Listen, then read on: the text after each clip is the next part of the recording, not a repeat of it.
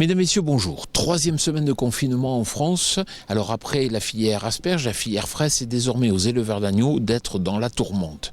Alors cette crise sanitaire dramatique montre qu'il faut toujours anticiper. Qu'est-ce qu'il pourrait manquer dans un futur proche aux agriculteurs? C'est la question que nous allons nous poser dans cette émission Power Boost.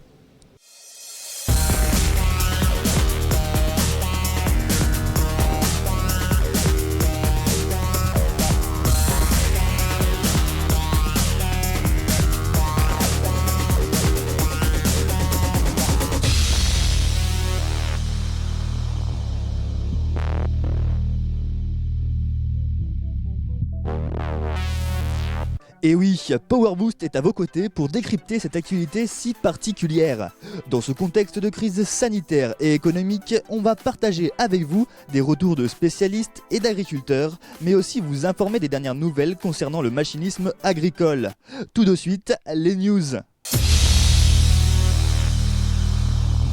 Avec le développement de la pandémie, des constructeurs de machines agricoles ont répondu présent pour la bonne cause. Alors que de nombreux sites sont à l'arrêt, JCB a annoncé qu'une de ses usines anglaises allait redémarrer, mais seulement pour produire 10 000 boîtiers en acier permettant d'héberger respirateurs artificiels si recherchés dans les services de réanimation. Bravo JCB, et n'oubliez pas, professionnels du machinisme, que de nombreux hôpitaux aussi sont actuellement en recherche d'équipements de protection comme des lunettes, des gants, des combinaisons ou des surchaussures. Ce coronavirus impacte donc gravement l'activité des fabricants de machines agricoles, dont la plupart ont mis leurs usines à l'arrêt non seulement en Europe mais aussi dans le monde. Quand pourront-ils reprendre leur production? Difficile de savoir, mais on sait que cela va durer.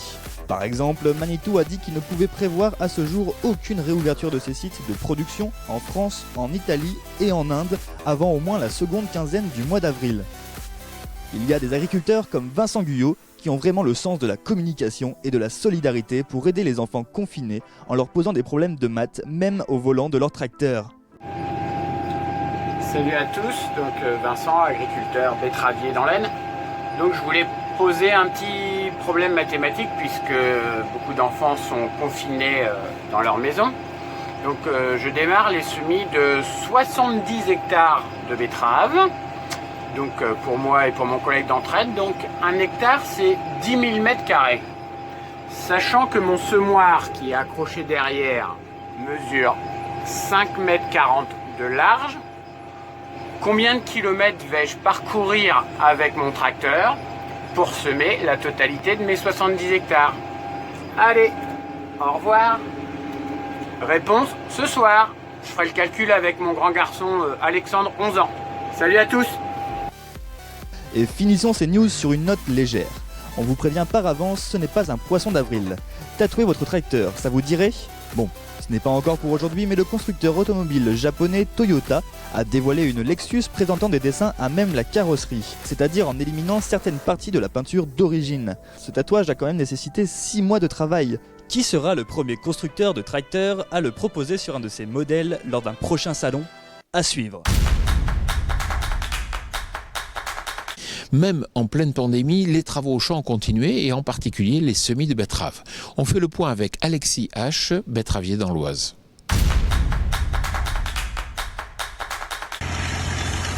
Bonjour à tous, donc nous voilà en direct des derniers semis pour l'année.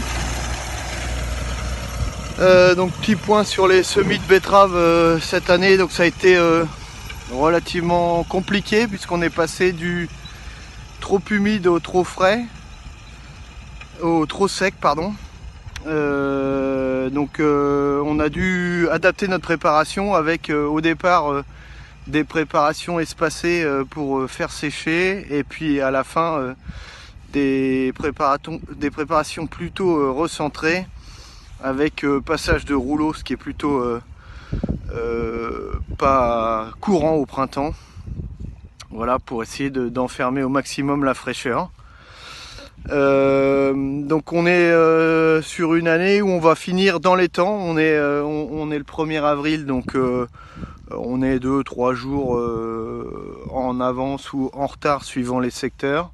Et au niveau français, on peut estimer que les betteraves sont semées à hauteur de 85%. Et donc maintenant on n'a plus qu'à attendre un peu d'eau et du soleil pour les faire pousser, pour vous faire du sucre, de l'éthanol et un peu de gel hydroalcoolique, c'est d'actualité. Le manque de masques, de gel, de respirateurs a montré que l'on avait oublié l'essentiel. Alors justement, il faut anticiper, on va se projeter dans le futur. Qu'est-ce qui pourrait manquer aux agriculteurs en matière d'intrants?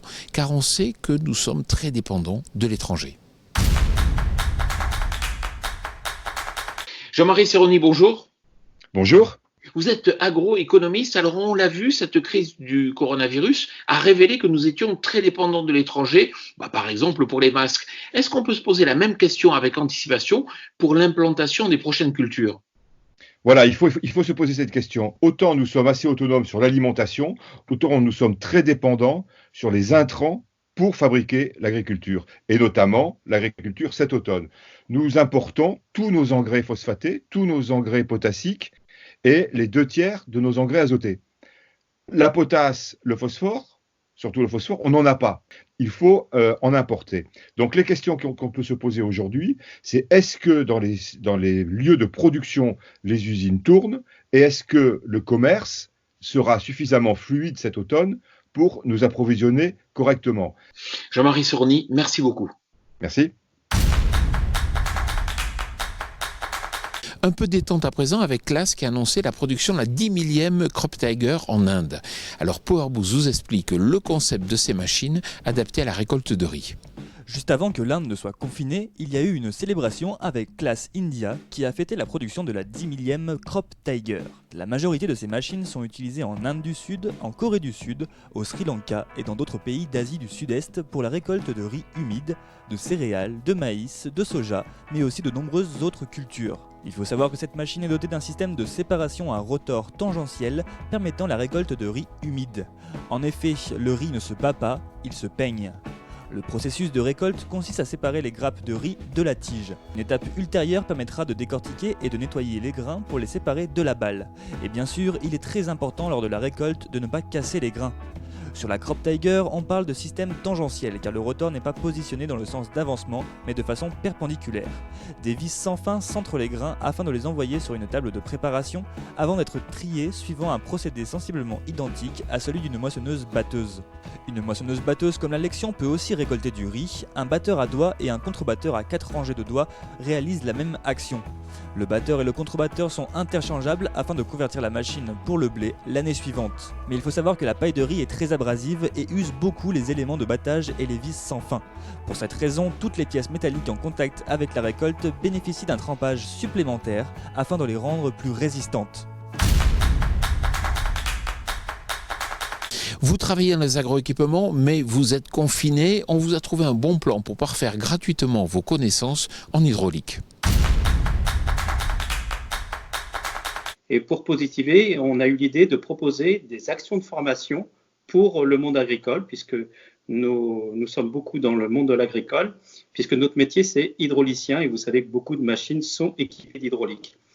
Et donc la proposition qui est faite aujourd'hui, c'est de proposer à ces personnes-là de se former sur 16 thèmes différents d'1 heure, que vous pouvez placer dans la journée facilement, c'est 2 fois par semaine, plus 8 thèmes de 3 fois 2 heures qui sont un système de formation plus approfondi. Tout ceci est accessible pour des mécaniciens, des techniciens, des ingénieurs, des agriculteurs, du monde de l'agricole. Voilà. Et on s'inscrit comment? C'est assez simple, vous allez sur notre site, vous allez dans les réseaux sociaux, vous nous appelez, voilà. On génère une fiche d'inscription parce qu'on a quand même beaucoup d'inscrits.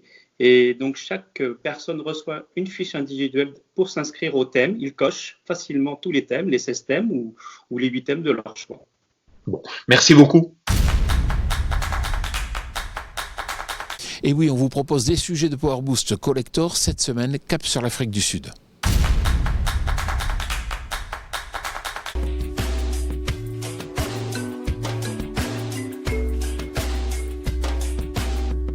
Bonjour Greg. Morning. Est-ce que vous pouvez me dire un peu quels sont les chiffres clés de votre entreprise? We are small. Nous sommes une petite société comparée à d'autres. Nous avons 5 employés à la vente et 4 mécaniciens qualifiés, plus leurs apprentis.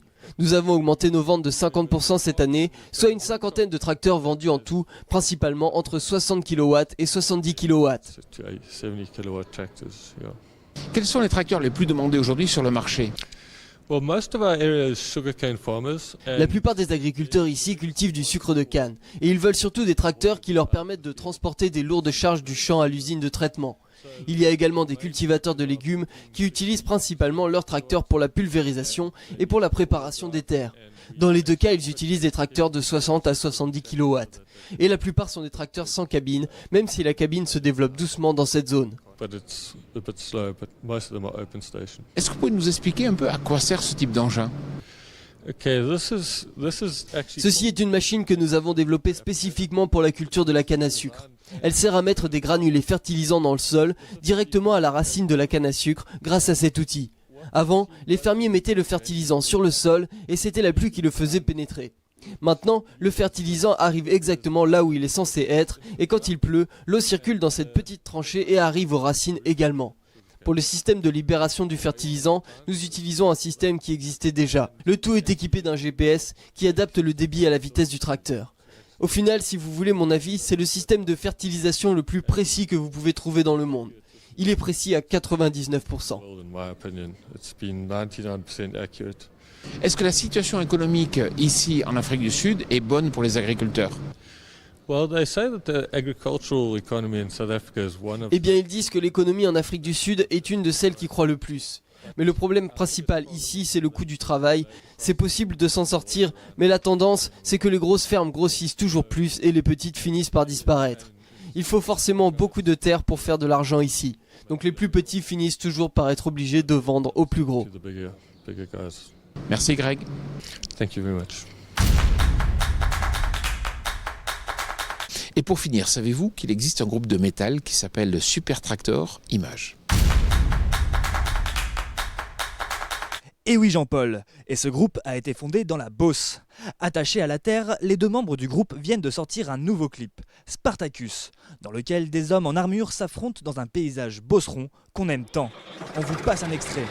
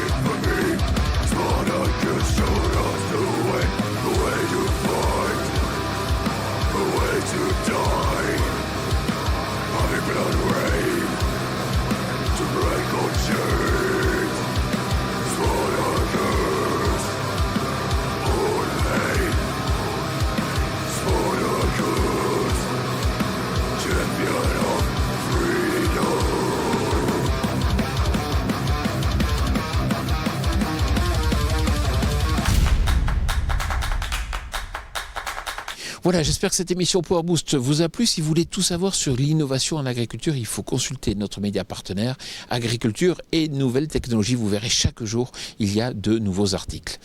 Voilà, moi je vous retrouve la semaine prochaine. Surtout, protégez-vous bien. Et puis pour ceux qui sont dans les champs, bon courage.